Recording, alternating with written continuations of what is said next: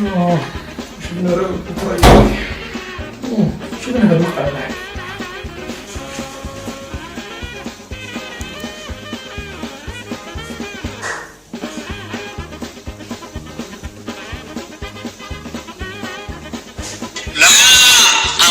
شنو هذا؟ ألمانيا بيها باذنجان. ألمانيا بيها تمن ومري. ألمانيا بيها بيض وطماطة. شاش عدنا رايحين خرب ألمانيا. شنو الخرج؟ محمد! أقول لك محمد!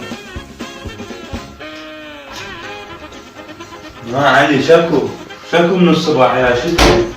أقول لك محمد إحنا عندنا بيض وطماطم وباذنجان. لا ما عندنا، منين نجيب؟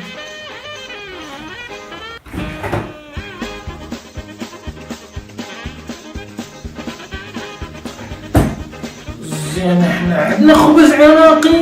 ما عندنا منين؟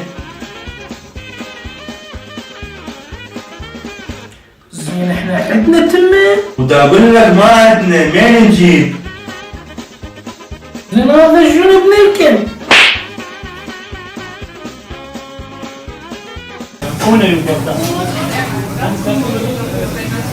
وهاي الفلافل وهاي العنبة وهاي الغراض.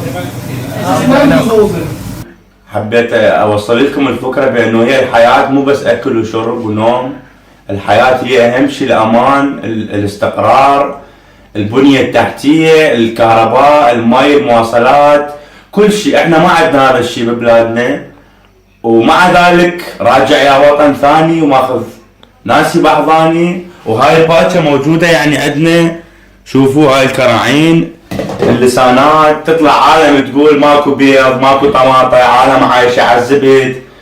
عمي ماكو هاي الشغلات، كل شيء عندنا، وهاي باكه شوفناكم وكل شيء موجود. ومع السلامة وتحياتي للجميع، واللهم رب يحفظ العراق والعراقيين بأجمعه.